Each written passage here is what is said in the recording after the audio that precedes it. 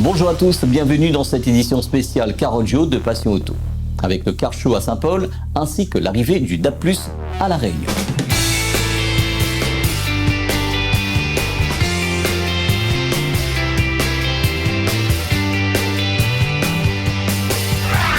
Le samedi 14 décembre dernier a eu lieu le Car Show en mode nocturne sur le Food Festival organisé par Tiambo Communication. Retrouvons Guy François pour nous parler de cette soirée. Bon, ce soir c'est tout simple. On voudrait finir l'année en beauté, l'année 2024. Que ce soir, on a réuni tout le monde. On a voulu faire un gros food festival. On a voulu faire un concours des meilleurs food trucks. On a mis un marché nocturne. Et bien sûr, on a réuni les meilleurs sons de l'île ce soir dans ce gros festival. Écoute, voilà, le but aujourd'hui, c'est de terminer cette année en beauté. Et bien voilà, les visiteurs ont répondu présent. Nous, on est très satisfaits. Et on va vouloir rebondir l'année prochaine, en 2025, encore plus fort, encore plus haut. Ce qu'on va annoncer, écoute, là, en projet, bien sûr, comme tout le monde sait, on prépare le salon, le Motor Expo 2025. Ça va être encore un événement intéressant. Vous allez voir, il y aura beaucoup de belles choses à voir bientôt. Bien sûr, on va continuer le Food Festival et avec encore des grands rassemblements de sons. Et on envisage aussi de remettre le Motor Show Festival en 2025 cette fois-ci, en espérant que cette manifestation verra le jour. Sinon, voilà, plein de programmes et on aura l'occasion de vous tenir informés. À très bientôt. Allô, bonsoir tout le monde.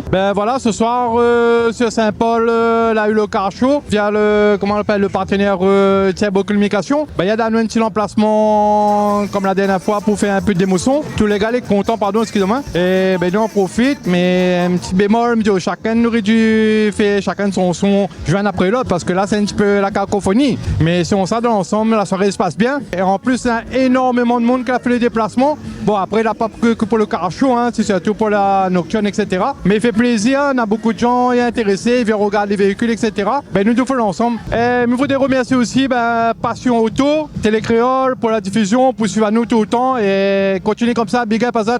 Allez, ouais. Des expérimentations DAB+ ont lieu en ce moment à La Réunion. L'expérimentation a débuté en mars 2024 dans le nord de l'île. En novembre, 2 bouquets supplémentaires complètent cette expérimentation sur le sud et dans l'est de l'île. Le DAB+ est la nouvelle norme d'émission radio en RNT, la radiodiffusion numérique terrestre. La RNT est à la radio ce que la TNT est à la télévision. Les voitures neuves depuis 2022 sont équipées automatiquement de cette nouvelle norme de réception en plus de la FM. Retrouvons François Jacquin de Coméquipe qui est venu à La Réunion en novembre dernier pour ses expérimentations DAB+ sur le département. Bonjour, François Jacquin, je suis responsable de la société Coméquipe qui vient de lancer une expérimentation sur 3 zones à Saint-Denis, à Saint-Pierre et à Saint-André, à La Réunion. Cette expérimentation en DAB+, qui est le nouveau mode de la radio numérique dans les véhicules, rassemble une quinzaine d'éditeurs de radio réunionnais et essaye de promouvoir cette technologie. Donc nous avons réalisé une couverture qui permet de Saint-Denis jusqu'à Sainte-Rose sur la côte nord et est, et pour la côte sud qui va des Avirons jusqu'à Saint-Pierre en remontant sur le tampon. Le but est de rattraper la métropole qui aujourd'hui a lancé sur 60% de son territoire le DAB+, et qui permet aux autoradios d'avoir une qualité numérique bien meilleure sur le son malgré le relief et la distance aux émetteurs. Cela vient de commencer officiellement au 1er décembre et continuera pendant 8 mois et nous espérons bien reprolonger et faire aboutir un déploiement définitif à La Réunion pour rattraper la métropole.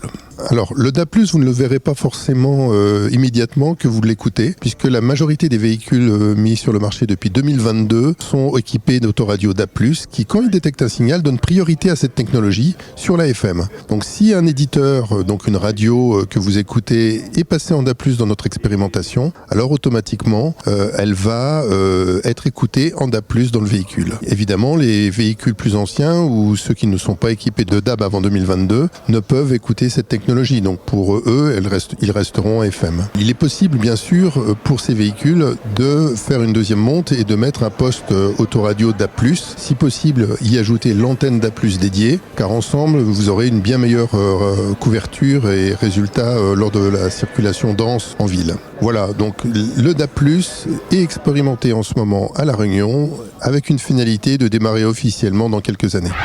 Avec le DAB+, des radios locales ont élargi leur zone d'émission sur les différents bouquets sur l'île. Il est possible d'équiper votre voiture s'il n'est pas pourvu de DAB+, avec les professionnels du département comme ODR, D2SK Radio, Au Tampon ou sur autoradio.re. Après cette expérimentation, c'est l'ARCOM qui lancera les appels à candidature pour les radios sur le DAB+, dans un avenir prochain. Il existe aussi des autoradios qui peuvent réceptionner des radios internet du monde entier via votre smartphone en mode CarPlay ou Android Auto pour une meilleure facilité d'utilisation ou bien par le Bluetooth audio de votre autoradio. Une des pratiques du rallye à La Réunion, c'est la régularité. Cette année, Kevin a terminé champion dans sa catégorie. Dans Passion Auto, on retrouve Kevin, Valérie et Laurent de la team Isaac pour parler de cette saison 2024 et de la pratique de cette discipline. Bonjour à tous, moi c'est Kevin, propriétaire de la Audi S1 en rallye de régularité. Cette année, on a participé au championnat. On a fait toute la saison. On a fini premier au championnat. Pour expliquer un peu le principe du rallye de régularité, c'est une catégorie destinée aux voitures de Monsieur Tout-le-Monde, c'est-à-dire une voiture de série avec une carte grise et une assurance. La particularité avec le rallye normal, le rallye moderne, c'est que nous, on n'a pas d'arceau et du coup, on nous impose une vitesse moyenne à respecter pendant la spéciale. Et nous, le but du jeu dans la spéciale avec notre voiture, c'est de faire le temps idéal par rapport à la vitesse moyenne. Il ne faut pas trop être non plus trop rapide ni en retard. On doit être pile poil par rapport à nos calculs qu'on va faire pour être dans le bon timing. Voilà. Dans la régularité, on a 3 catégories. On a la vitesse basse, la vitesse intermédiaire et la vitesse haute. Et nous, on participe en vitesse haute. La différence entre les 3 vitesses, il y a des écarts on va dire le plus bas, il y a 5 km/h en moins par rapport à la classe au-dessus. C'est bien pour les gens, par exemple, qui ont des petites voitures pas très puissantes, ils peuvent partir en moyenne basse ou en intermédiaire. Et ceux qui ont des voitures un peu sportives, un peu puissantes, ils peuvent aller en moyenne haute. C'est plus avantageux et ils prennent plus de plaisir. Donc bonjour, moi c'est Bénard Valérie, donc copilote de Kevin depuis la Ronde de l'Est de l'année dernière. Donc c'était à la base juste pour un essai et finalement l'équipe a fonctionné, donc on a tenté le championnat cette année. Donc moi mon rôle en tant que copilote, ça va être déjà le travail en amont. Pendant les reconnaissances, on va faire le parcours ensemble et noter les dangers, prendre les notes. Et à côté de ça, la particularité de la régularité, c'est de faire des calculs. En fonction de la moyenne imposée à respecter, on a tenté plusieurs méthodes. Celle qui a le plus fonctionné et celle qui a été utilisée en grande majorité, ça a été à l'ancienne, à la main, au cahier, au calcul. Et on a tenté aussi à l'application, voir un peu les différences. Donc moi, mon rôle dans la voiture, c'est tout simplement de guider un peu le pilote dans son parcours et surtout d'annoncer en fait les temps. Est-ce qu'il est en retard, est-ce qu'il est en avance, est-ce qu'il faut ralentir, voilà, c'est un peu guider en fonction de ce que moi je vois sur ce que j'ai préparé en amont. Au niveau de mon parcours personnel, j'ai commencé le sport auto par des roulages sur circuit de Jamaïque et ensuite j'ai eu la chance d'intégrer l'équipe d'Allo Emmerich et Jean-François Dolphin en rallye. J'ai commencé en rallye en tant que copilote sur une Citroën AX F2000. On a fait une bonne saison, on a eu des hauts et des bas, mais ça m'a donné de l'expérience pour pouvoir continuer la suite dans le sport auto. Et ensuite, quand Lazare Réunion a mis en place la régularité, je me suis inscrit avec ma propre voiture. Et c'est à peu près le même principe que le rallye moderne au niveau de la réglementation, des timings, du pointage. Tout reste pareil, c'est juste qu'on est une voiture de série. Depuis 3-4 ans, j'ai fait quelques petits rallyes, j'ai pas tout fait la saison. Malgré cette voiture de série, ça reste quand même assez éprouvant pour la mécanique. Ça abîme quand même la voiture. Du coup, chaque rallye, il faut quand même vérifier, remplacer les pièces nécessaires. Et après, au niveau de ma voiture, c'est une Audi S1 de 2016. Elle fait 231 chevaux, c'est une 4 roues motrice. Et nous, ce qu'on a fait avec la team Isaac, on a affiné au fil des années la fiabilité de la voiture surtout. Le moteur est forgé, ça a été forgé par Sautron Mécanique et la gestion moteur, c'est Thierry de EATEC Réunion qui représente ces deux motorsports qui me fait la gestion et tout ce qui est réglage des options, par exemple les launch control, les stratégies de départ. Toutes les options qui n'existent pas sur la voiture, il peut la programmer pour nous aider à mieux faire notre rallye. En termes de déboire au niveau mécanique, même en rallye, on a des pièces qui cassent en plein rallye, du coup c'est assez stressant. L'année dernière, avec Valérie, on avait discuté discuté de participer au championnat. Du coup, on s'était mis d'accord. Et du coup, d'un point de vue financier, il fallait préparer aussi les sous de côté pour pouvoir faire la saison. On a commencé à faire les rallyes. Le premier rallye de Saint-Leu, j'ai fait avec ma deuxième voiture, parce que j'ai une deuxième voiture qui me sert de voiture de secours pour faire la régularité. J'ai fait ma petite Audi A1 rouge. Malheureusement, on avait fait une sortie à Saint-Leu, mais on n'a pas abandonné. On a pu reprendre la course. On a pu terminer le rallye, mais c'est vrai que la voiture était un petit peu dans un mauvais état. Après, au fil de la saison, on a essayé d'être le plus régulier possible au niveau du championnat. C'était pas facile parce qu'on a un concurrent direct, Mathias, avec sa Porsche 911. Avec les grands moyens qu'il a, c'est difficile à le concurrencer. Au fur et à mesure de la saison, on a d'autres concurrents qui ont rejoint un petit peu la danse. Par exemple, Sautron, avec sa RS3 de 500 chevaux, qui nous a rejoint pour nous mettre un petit peu dans la concurrence. Mais on a pu tenir jusqu'à la fin et on est très content d'avoir fini le premier du championnat. Bonjour à tous, Laurent Alpou, donc Team Isaac. Nous, on a monté cette équipe d'une page blanche il y a 2-3 ans. Donc, quand j'ai rencontré Kevin sur le Tour Auto, et petit à petit, on a fait grossir l'équipe en rajoutant des personnes qui nous ont été vachement utiles. Nous, notre team, au départ, on essaie d'être une porte d'entrée pour le sport auto amateur, pour les gens qui vraiment n'ont aucune idée de par où commencer. On organise une fois par mois une soirée un peu formation sport auto dans un bar, et on a des personnes qui nous rejoignent, que ce soit pour commencer en rallye ou bien faire des roulages ou bien d'autres disciplines. Notre différence par rapport à d'autres teams, c'est que nous, on essaie vraiment de se différencier sur le travail qu'on fait en amont dans la méthode de travail. Donc, par exemple, là, sur la régularité, on a essayé depuis 3 ans de tester différentes méthodes, que ce soit pendant les reconnaissances, pendant les rallyes ou même entre les rallyes. On analyse les datas qu'on a recueillies sur chaque rallye, on regarde un peu les chronos, on regarde ce qu'on a essayé, si ça a fonctionné ou pas, et on essaie de comprendre un petit peu les résultats. Moi, mon job tout au long de l'année, ça a été les accompagner déjà à l'assistance, je m'occupe de l'assistance, et puis surtout analyser leurs résultats sur les rallyes, débriefer après les rallyes et voir où est-ce qu'on peut s'améliorer à chaque épreuve. On se fixe des objectifs à chaque fois et on essaie de s'en approcher au maximum, voire les dépasser quand c'est possible. Et cette année, ça a payé parce qu'on a quand même fini premier,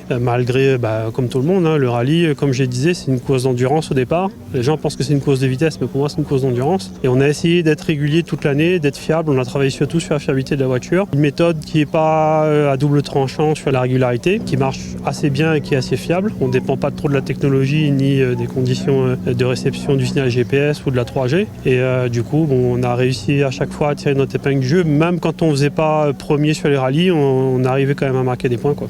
Déjà pour 2025, ce sera une année un peu plus calme. On va pas forcément faire le championnat. On va plutôt faire peut-être 1 ou 2 rallyes en régularité. Après, c'est vrai que moi et Valérie, on a reçu des propositions pour faire un peu de moderne. Mais du coup, on réfléchit bien. Et aussi, on étudie aussi les offres qu'on va recevoir pour voir comment ça va se passer l'année prochaine. Je me remercie déjà avant tout Valérie, la copilote qui m'a accompagné toute la saison. Il y a Laurent de la Team Isaac qui m'a fait un soutien surtout au niveau assistance, et tous les amis, William, Nicolas, qui nous ont aidés pour faire les rallyes, la préparation. Surtout aussi derrière la famille qui est derrière et qui nous suit. Et aussi les sponsors. On avait la société SMR, mon plus gros sponsor. Il y a eu CIA Inox qui nous a sponsorisé gentiment. Et ensuite les petits sponsors, on va dire, qui fait partie, on va dire, de mon quotidien. Il y a Terry, C2 Motorsport, Sautron Mécanique, et puis c'est tout. Voilà.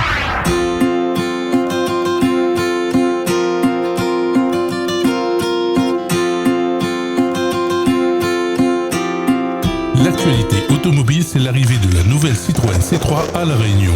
Le jeudi 19 décembre dernier, CMR a dévoilé la gamme C3 au golf du Bassin Bleu à la presse locale. Retrouvons Julien pour nous parler de cette présentation. Donc Julien Waro, directeur de marque Citroën à La Réunion. Aujourd'hui, on dévoile la nouvelle C3 qui est arrivée sur cette fin d'année. Nouvelle C3 qui a pour ambition révolutionner un peu ce qui se fait un peu sur le monde automobile, avec une version électrique abordable, une version essence et aussi une version hybride qui devrait rejoindre la gamme début 2025. La vraie révolution de la voiture, c'est un positionnement électrique quand le marché propose des voitures à 38, 40, 42 000 euros pour les petites citadines. Citroën affiche un prix à moins de 30 000 euros, à 27 800 pour la version électrique que vous avez derrière moi. Alors l'objectif de Citroën à La Réunion est de devenir leader avec cette C3 électrique. Son positionnement agressif fait qu'elle est plus abordable pour la plupart des ménages qui souhaitent acquérir un véhicule neuf. Le véhicule est éligible au bonus écologique mis en place par l'État. Donc ce qui veut dire qu'entre 20 et 25 000 euros, la plupart des clients peuvent aujourd'hui s'offrir une voiture électrique à La Réunion grâce à la nouvelle C3. La nouvelle Citroën C3 sera bientôt en essai dans Passion Auto sur Télécréole. Cette édition est à présent terminée. Dimanche prochain, ça sera le best-of du mois dans votre magazine. Toute l'équipe se joint à moi pour vous souhaiter les meilleurs vœux pour la nouvelle année. Bonne semaine à tous et à dimanche prochain sur Télécréole. Retrouvez Passion Auto avec Pionnier.re, le spécialiste de l'autoradio. Retrouvez Passion Auto avec Autoradio.re par ODRD2SK Audio. Retrouvez Passion Auto avec Hertz Audio.re.